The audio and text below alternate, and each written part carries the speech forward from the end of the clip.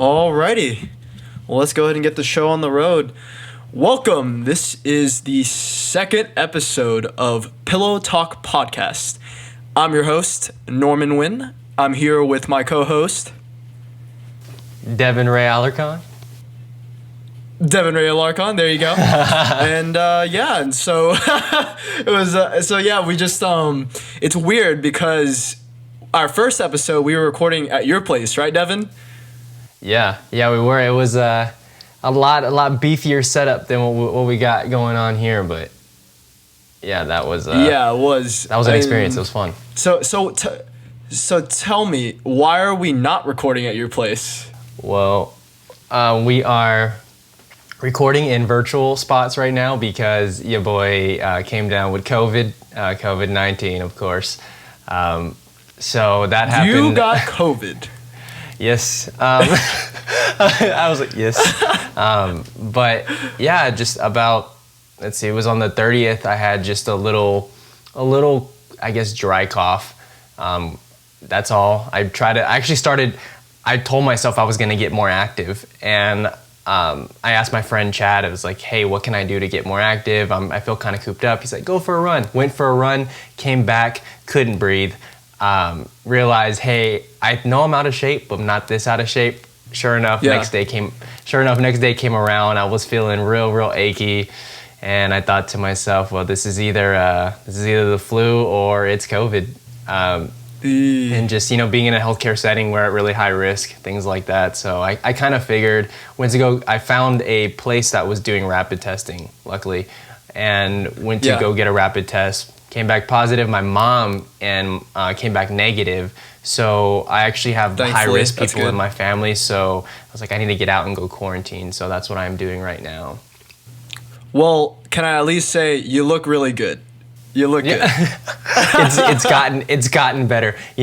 Minus 3 days straight, I felt like my whole body was sunburnt. Today it's a little bit better, but I have no taste and I have no smell. I was telling you earlier. Yeah, you were telling me. Tell me about that. Yeah. I hate raw onions, but I wanted to make sure I wasn't just my brain playing with me. I told myself, if I can bite into this raw onion, I know I have lost my taste because I hate these things. I took a bite out of it. All that I could feel was just that, okay, onions kind of remind me of armpits. I'm sorry, but the only thing I could sense is just that armpity must on like the sides of my tongue, but I couldn't tell it was an onion. So I could have taken another bite. If you told me to close my eyes and you told me to take a bite out of it, I would have thought it was like some type of vegetable, but I would not have been able to tell you that. But you wouldn't have guessed it was an onion. No. That's crazy. No. So you have zero sense of taste. How are your other senses? Like your smell? Well, my smell's gone too. But like I said, that kind of exchanged with the sunburnt body ache feeling, which I don't mind because that feeling was a lot worse. That's why we had to delay recording this podcast because I just couldn't move really. Gotcha. Yeah. And you said you wanted to relate it back to like your hospital experiences. How did that relate back? Yeah.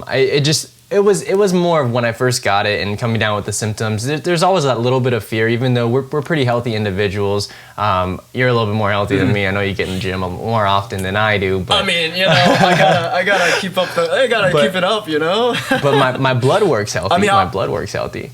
Your blood work's healthy. Okay. I mean, I also take like vitamin D on the daily just because like seasonal depression's real. So I like try to stay on top of that, the vitamin D deficiency. And then I take like vitamin C supplements as well. And so helping boost my immune system. Is there anything that you were doing to fight it or things sleeping. You want to do now because of it? Sleeping? Yeah. I was sleeping, man. The only thing is just trying to force myself to eat because my appetite was gone. So I think I did a pretty decent job of not letting myself completely like fall off of the eating spectrum. So I was able to get some things down even though I can't really taste them. But no, I was going to tell you about that hospital experience. Just that little bit of fear kicks in because when I was in inpatient rotation, I came across a couple profiles where you saw healthy individuals coming in, 30 years old, and they had COVID positive, they were intubated, and I'm looking at their profile, looking for any type of comorbidity. Are they overweight? Do they have diabetes, CKD, any of this stuff, and nothing. And I'm sitting there like, okay, well, this virus it's not just deadly for the at risk. It can happen. It's more rare, but I saw it with my own eyes, just being at the hospital for 6 weeks, a couple people that were COVID positive in their 30s, no other conditions, and they were, not doing well at all. So, of course, that little fear kicked into my head, is it going to go that direction? So it got in your head. But, luckily, other than those really, really bad body aches, nothing. I never broke a fever. I never really had anything, struggles to breathe or anything. So I'm grateful for that.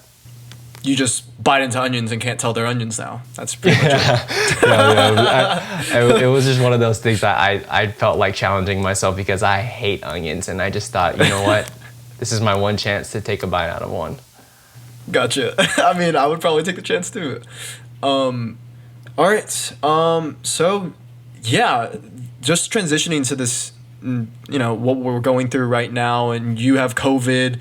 I got finals. That's my sickness right now. So I have like 2 exams tomorrow, and they're basically not necessarily finals, but they're towards the end of the semester. But it's final season right now. Towards the latter end of the semester, and there's a lot of people going through stress. I feel a little overwhelmed. I'm a little behind on studying. Pharmacotherapy is not easy. Knowing all the drug interactions, knowing which treatment goes for moderate to severe to whatever it is. It's a lot of information, and I'm quite sure a lot of pharmacy students, a lot of medical students, a lot of PA, nursing, respiratory therapist students. Yeah.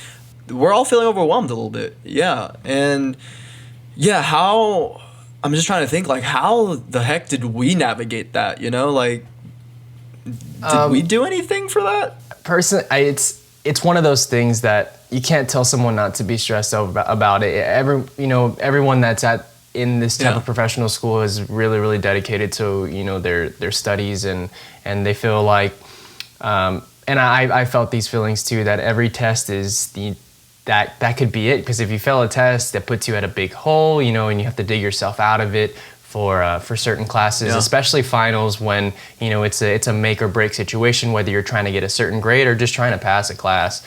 It can be extremely overwhelming. But for me personally, I didn't do too well navigating that. I think I did. I got through it. You didn't do too well. You, Mr. Rokai, top 20% of your class. Okay. I did well, but I don't think I did well managing my stress and being overwhelmed.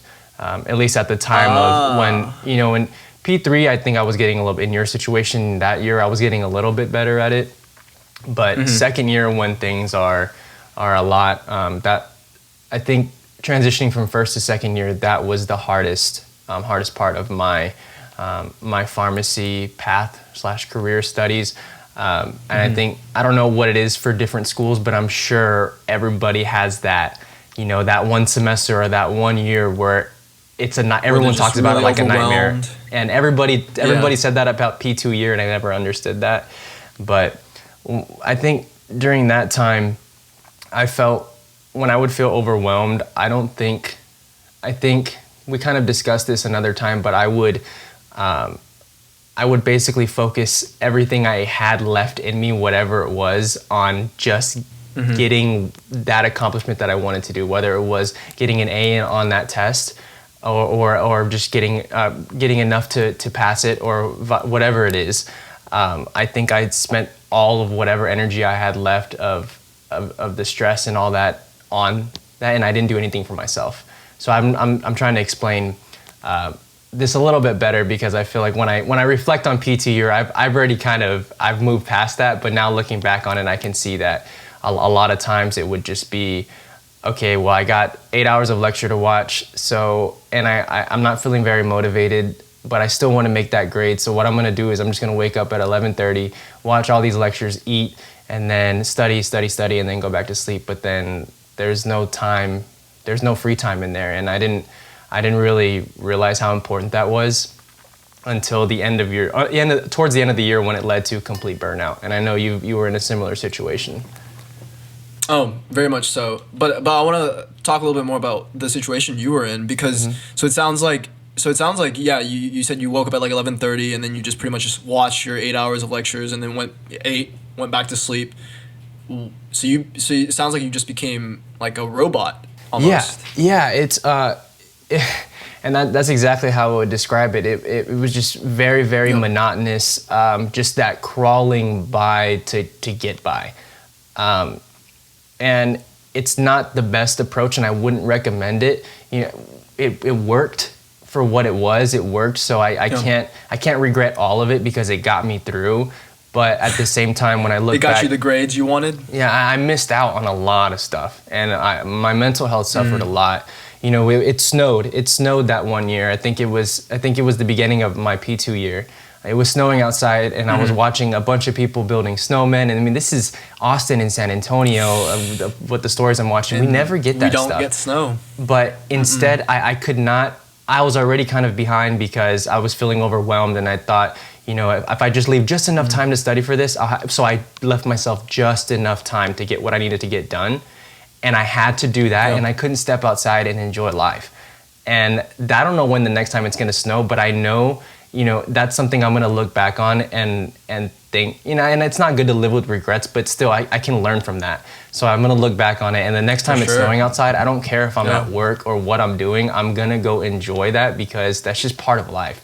You know, that's something I could have, you know, gone out and done a snow angel. I'm sure it would have done wonders for my mental health just to step outside a 600 square foot box. But sometimes when you feel overwhelmed, 600 square foot, dang. Sometimes when you feel overwhelmed, it's very, very natural to just, you know, retract from everything. And a lot of people, you know, at this level in professional school still get their responsibilities done. But it's just like that metaphor of crawling along, and then it becomes, you know, I was waking up, like you said, to 11, doing my lectures, eating, you know, taking care of my dog, and then that was it. Because I just didn't have the threshold for anything else. And I think I definitely would have, I think I made a metaphor the other day that I would compare a robotic lifestyle to Haldol, right? Because it's something that it may work for you, but that Haldol is a terrible drug. A robotic explain to some people what Haldol is. Haldol is a first generation antipsychotic. It's basically used for, you know, manic episodes, aggression, things like that to calm people down. But it's old, and there are better drugs, and there's better maintenance drugs. It's definitely an as needed drug. Some people schedule it. I don't like to see it scheduled, but that's a whole different story. Because it's so what does it do to you? Basically, kind of it calms you, right? It's a dopamine antagonist. It kind of just flattens you. Shuts you down. But it also has, you know, out. really bad extrapyramidal symptoms, which like writhing and uncontrolled movements, you know, not being able to stand still the longer you're on it. And then it can have bad neurological disorders as well. And then it can mess up your metabolism, all of like, you know, your lipid profile and things like that. It's just not a good drug. But So how did that relate back to the robotic lifestyle that you were the robotic lifestyle is like the Haldol. It's just you know there's probably better options out there if you just take a step back and try to balance things and look for the best treatment plan. But Haldol's easy. A robotic lifestyle is a little bit easier. It's not easy like Haldol is, but it's the easiest probably between, you know, having to motivate yourself to get up and walk outside and do something for yourself and then also come back to study. Even though that's what's best for you, it's so easy to just think, but I just want to sleep, and then I'll get up and do my studying, and then I'll eat, and that's all I need. So that is the Haldol. That is the robotic lifestyle. Like you just inject and keep going, inject and keep going. And it's a terrible cycle. And I noticed that my second year. And I know if you want to talk a bit about kind of how that tied into your struggles and stuff when you were studying as well. I mean, like you could literally compare that to today, because that's what it felt like today. It felt like I just took basically like I took Haldol, except the moments where I was, you know, interacting with people on my story and like interacting with people through social media, because I love doing that. And those are things I love doing. And then of course doing things like this, right? Because it just gives me joy to create content for people to listen to and to hopefully get good advice from. But But yeah, other than that, yeah, for the most of the day, I was just grinding. I put my phone on airplane mode and just literally did nothing but just watch lecture, go over my notes, and just going back on your point about how you felt like you were just like completely suppressed all emotion, and you were just doing the bare minimum of human functioning just to get by. Yeah. And yeah, and I mean, I've become better at it because when I've felt stressed, like other past final seasons, P2, P1 year finals, I would basically do something very similar to what you were describing. Basically, just wake up, coffee, go hit the books straight away. Not much else besides that, and it just feels really depressing. I mean, you have to do something along those lines, but you also know that you have to appreciate the little things, like that little coffee run that you go get, or that little phone call you make with your mom or your best friend or your significant other, whoever that is, just to talk out the stress and to just talk about something besides school and besides studying, because that really helps you refocus. Or just that, even that 30-minute 1 hour gym session to get your blood flowing, to get the blood flowing to your brain. There's definitely benefits of exercise to improving your blood circulation and to your brain. For me, that's always what helped me.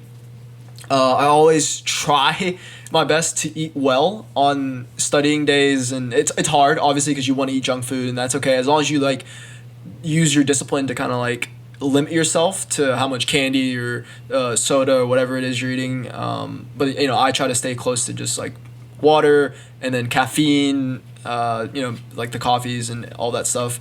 But yeah, I try to eat clean. Try to get your veggies, try to get your fruits. I bring like little packs of fruit snacks. I bring fresh fruit with me.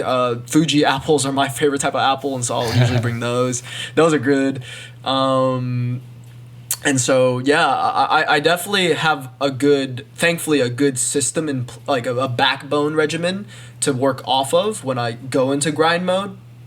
And so, and I'll usually do like study in 45-minute increments, airplane mode off, and then 10 to 15 minute breaks. Check your social media, text back, make a phone call, just take a break or talk to someone, or just go for a walk. Just go outside and just go for a walk. Just experience nature. Just realize that at the end of the day, studying is not your entire life. School is not your entire life. There's a world out there that you can experience, and you don't have to go through social media to experience that. You can just walk outside your door to remember that there's other things besides just school and just studying, and that helps you refocus on appreciating the little things in life and having a larger perspective, and then that should help you refocus even more on your studying and what you're working towards and why you're studying. So yeah, that's always what helps me. I always take those little 15-minute breaks in between studying to get the most out of it, and to get a little exercise in, or just talking to someone to get my mind off of things. Yeah. I think so. Those are my tips. Go ahead. I was gonna say, I think we see the responsibilities that are most obvious, which is, I'm sure people and people's parents have sacrificed, for them to be where they're at. Whatever your situation is, it's very, very important to take care of your responsibility in school. And your extracurriculars, but we forget about our responsibility to ourselves as well, because you complete all that stuff, and if you're strong, that's good. You get through it. But even the strongest people, you can't neglect yourself and what you need, because when there's nothing left to give, all that other stuff's gonna fall apart. It don't matter how good you are, how smart you are, how much you study. It's all gonna fall apart if you're not in the right mental place. And I know a lot of people can attest to that. We can attest to that. Yes. Yeah. I mean, just last semester, the end of 2B2, I wasn't doing enough things that I was passionate about. I was going through the motions, and we've definitely talked about this before. Like, we felt like we were just going through the motions, doing the bare minimum to get by, and it's not a good feeling. It's really not a good feeling, because you can do more. But you have to do these things, and so it creates a bad cycle too. It's just a bad cycle. It's a bad cycle. When you become unmotivated, when you feel super, like, you know what you can do, but and you have the want to do it, but you're lacking in the will. So it's one of those. It's just and then you don't realize why you feel that way. And I think in the moment we didn't either, because if I would have realized what the problem was my second year and why I was feeling so bad, I probably would have done something to correct it. But I just didn't know. I thought what I was doing was right because my grades were looking good and I was getting through pharmacy school. So why fix it if it's not broken? But I mean, that thing had some cracks in it. It was working, but I mean, it that lifestyle that you were cracking. Yeah, it was not healthy. And I think you said now you kind of explained some of your techniques, and for everyone it's a little bit different. Whether it's exercise, whether it's eating healthy, whether it's reading, whether it's journaling. I know a lot of people have their outlets. I think now my approach isn't. And I kind of, at the same time right now, I'm feeling not overwhelmed as far as finals go because thankfully I'm on rotations. But, thankfully you're on rotations. But at the same time, I have residency applications to do at the end of this month for me. And that is an overwhelming process in general. And then I'm having to do my rotation virtually because of my whole COVID situation. And just fear for the future in general, because even though I feel like I have a vision, I have a future and what I want to do, it's still scary because you look at it and it's unknown, it doesn't exist yet, because really all that exists is right now and maybe tomorrow, hopefully tomorrow. But our brain gets so stuck on getting overwhelmed with what's in the future, and I think now I'm able to see that. And instead of, I know applications are due at the end of this month, but I know how much time I need to do them as well. I'm not gonna let outside stressors or what other people are doing really get in my head, because I know how much time I need. And right now what I need, because I feel not so good and I'm not super motivated, I'm enjoying what we're doing, but still it's one of those things where I'm not in the best place because I'm trapped now too. So in order to keep myself healthy, I'm taking time to myself. I'm playing video games, like I'm just learning stuff on. What video games are you playing? Right now it's Genshin Impact. It's nerdy, man. Nice, but, nice. I've heard a lot of people saying they're playing that, Genshin a little Impact. bit of Call of Duty. Some zombies. I don't know if you watch Attack on Titan. I heard that dropped tonight too. Tonight? Yeah, it already dropped. I saw some people on my story watching it. So Attack on Titan. Maybe that's something. Maybe we need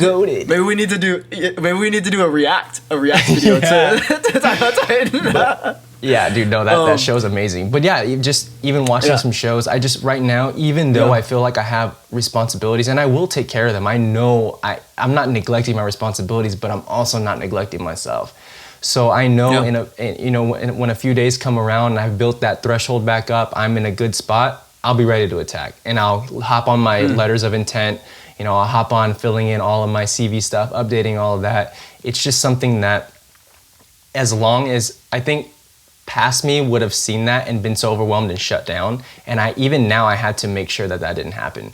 It had to be a look at the situation, and I still have a few weeks. Let's just do it, take it day by day. But also, if I want to just relax, I'm just gonna relax because it's my life, and I'm tired of being sad. I'm tired of being unhappy and feeling like a robotic lifestyle, like before. Yeah. So it's just one of those things where as long as I get my responsibilities done, I know I need to do it differently now. So my approach now is definitely take care of myself, build up my threshold, and now attack. Well, I think you bring up a great point.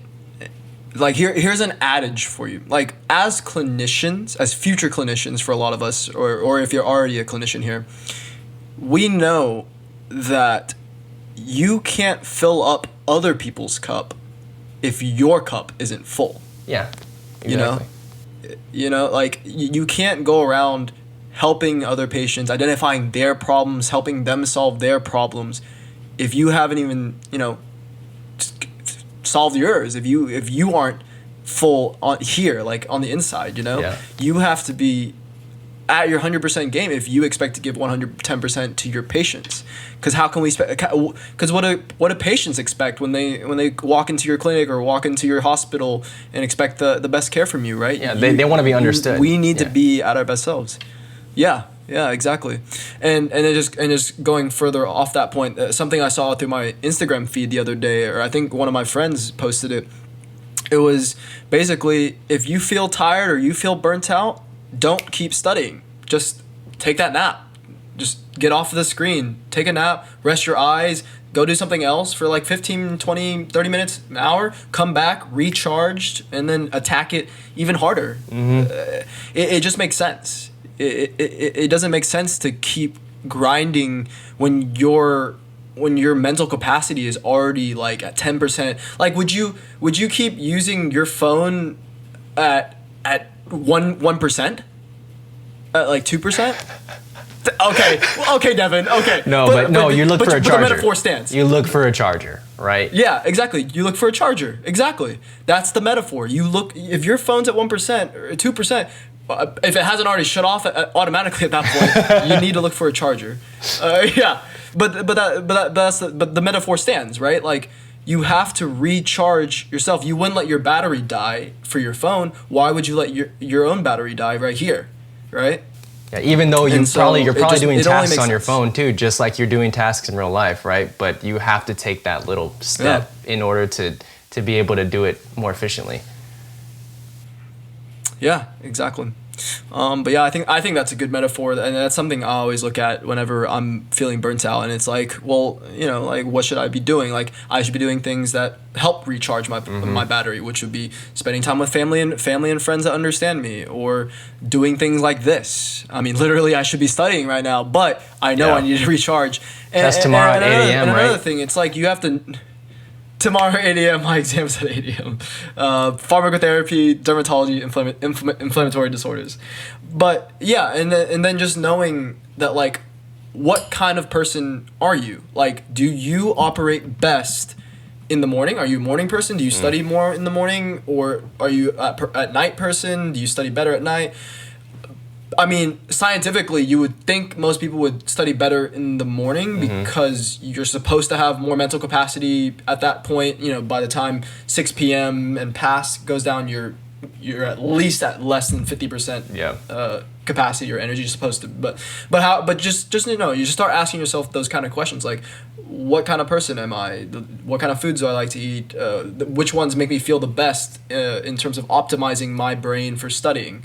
Just being aware. So yeah, those would be just being aware. Yeah, just asking yourself those questions, so you kind of question your own habits and behavior. Because I feel like a lot of people haven't actually questioned a lot of their own behaviors or their habits or the things the way they study. And then now they're coming into like pharmacy school, nursing school, and medical school or whatever it is, and they're getting hit really hard. And now it's grind time for final season, and they're like, holy crap! The studying patterns that I had in undergrad are getting thrown out the window.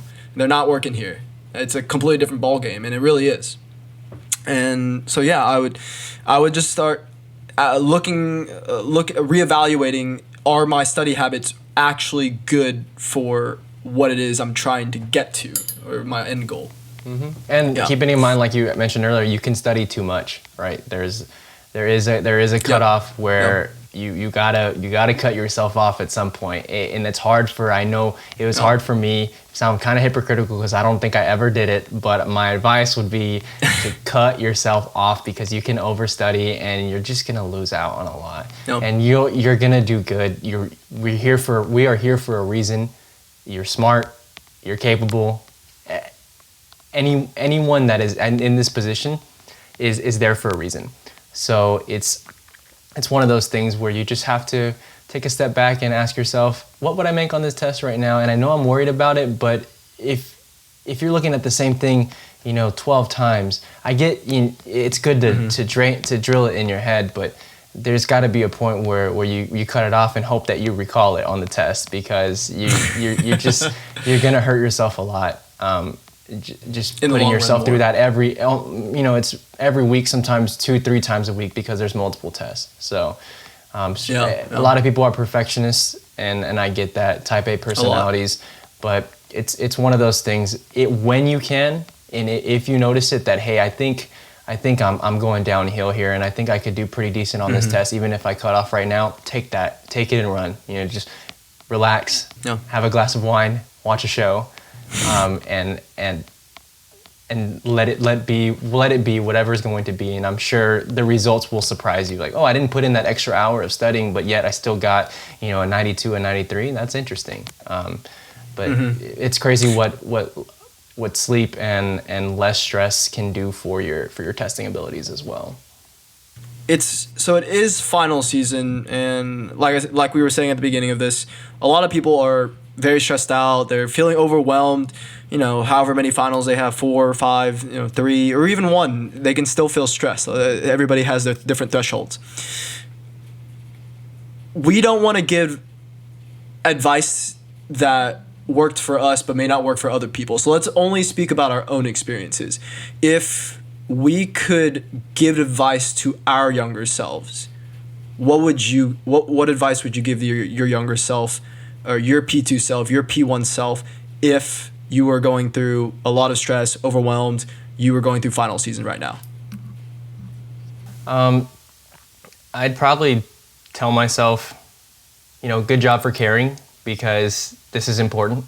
So it's not all bad that I'm diving in and throwing my life into it, but at the same time, we said it earlier, there's more to life. There is more to, even if you think it's only a year is important, man, because like I said, we're not guaranteed tomorrow. So I would tell myself that. I think I would look myself in the eye and say, Devon, if you don't get your butt outside, you are going to be very, very sad. If you don't talk to your friends, if you don't talk to your family, if you're not right with your spiritual self, you're going to be very, very sad. And I'm not saying that to scare you. I'm saying that to help you. And that's pretty much all I would say to myself. I think I'd believe myself if I heard that. Yeah. At least coming from myself. Obviously, it's impossible, but it's a theoretical. It's theoretical. But if I heard myself telling I would probably listen to that. And I don't think, my grades may have gone down a little bit, but I think I would have had a lot better time my second year and saved a lot of heartache and trouble from my mental self if I would have just taken a step back and realized that, what's the difference between a 90 and an 85? Not much. But there's a lot of happiness in there. So there's a lot of that's a great point. There's a lot of happiness in between just that much. Yeah. Because that's an extra, to get that extra 5 points, that was an extra 4 or 5 hours of studying. That's an extra 4 or 5 hours of mental torment, because at that point I had already studied 20 hours. So putting that extra 4 or 5 is just like, pushing me down that hole even further. So that's that's basically. So what about yourself? Yeah, for me, I mean, honestly, I would go hard the other direction, because I always felt like I was good at taking care of my mental health during finals, like doing the little things to take care of myself, whether it was, taking the little breaks and calling my parents, or going for that walk, or eating well, or trying to eat as well as I could. Even it was still fast food, but I would go for like the healthy options, as healthy as you can get. You know what I mean? Not the box combo, the 3-finger combo. The 3-finger combo. We're staying healthier. We're talking about canes here, right? Raising canes. Chicken. What combo are you picking? All right, go ahead. But what I would go back and tell myself is, remember why you're studying. Remember why it is you're doing all the things that you're doing. It's because you have a larger vision for where you want to be. You're not doing it for anyone else. You shouldn't be doing it for anyone else but yourself. You should be doing it for yourself, and for the goals and things that you want to do with life, and for you to be happy. And I think reminding myself of that more often would have helped me stay more focused, because I felt like I wasn't focused enough. I think I had the opposite problem of you, where you just went straight robot on finals. I felt like I was wavering in and out, because sometimes I felt like, what's the point of all this? Like, it's just finals. It's not gonna directly impact how I see patients. But really, if I looked at it as a character growth moment in my overarching story of me becoming a pharmacist, those are really, really growth moments, because under high duress, I was kind of taking the easy path out, and I was just saying, it's whatever, like diminishing its impact and significance, when I really should have been saying, this is a big challenge, I need to step up to the plate. and take the bull by the horns, and then telling myself, I'm doing this because of X, Y, and Z, and not because of X or A, B, and C. And that would have helped my mental fortitude to tackle on the issue of I gotta study, like 12, 14 hours of lecture in 2 days or whatever it was. Yeah. And it just would have helped me move through that more focused, because I felt like I was very wavering and unfocused. I would go on social media and I would text too often in between. And so just be more disciplined. Being more disciplined and being more focused by remembering my why I'm doing the things that I'm doing, because I have a large. And see, that's why we can't. That's why we can't just give advice of what to do during final season, because everybody has their own thing that gets them to serenity or that gets them to their place of happiness and joy. And I think everyone has different motivations. For you, I think you were involved in so many projects that you were being pulled a bunch of different directions, and then you didn't see the point in finals. Yes. And for me, I wasn't really involved in organizations. I was, learning my craft and stuff. But then, and also all I had for school was grades. Yeah. So I felt like that was my priority, and it's supposed to be a priority, but that became my only priority. And that hurt in the end, like I said, but. We have different approaches to things, and I think we always say this: just asking yourself the question, what's working for me right now? Where am I at right now? Those are very important questions, and it's not. I feel like people will step back and say, well, a lot of people have it a lot worse. I could have not gotten into pharmacy. I know there's still people that are like dying to be in my position. Well, it doesn't invalidate where you're at, because this stuff is not easy. It's very, very mentally taxing, and we can love doing what we do, but I don't think anyone can sit back and say they loved studying every single unit of pharmacotherapy, because I know people have their interests, but for me, it's oncology, infectious disease, those were huge, robust sections, and I personally had to just crawl through those. And there's going to be those sections for everyone, so just figuring out how can I take care of my responsibility and still be adequate with school, but also not lose myself in the process. It's not easy, and I think even some days I still have to ask myself the questions and figure that out and get back to my process, because it's a battle, and it's easy to go to your natural habits and what's going to get you by the easiest, but sometimes that's not the best for you. So just navigating that path and being very aware of where you stand mentally is very, very important. And just always taking yourself seriously. Never thinking, I shouldn't be sad about this. I shouldn't be upset. Like, I'm here. I gotta do this. Yes, you do, but you are important. Your what's going on in your head is important too. I think it's from The Help, that quote, right? You is kind. You is smart. You was important. I don't want to misquote it, man. It's a beautiful movie. It's been a while since I've seen it, but yes. But I think that's a good. Yeah, I think that's a good place to wrap up the podcast. But like I said, that's the second episode of Pillow Talk Podcast. Please follow us at Pillow Talk Media on Instagram, on LinkedIn. We have a website coming out soon. We're on YouTube. We have a TikTok, so feel free to follow us on any of those platforms. Thanks for listening in, and we should be doing audio podcasts coming out every other Monday, and then every other Monday should be the videos, hopefully, if we're on track. So stay tuned. Thanks for listening in, and this has been Norman. Devon. All right, and that's Pillow Talk Podcast.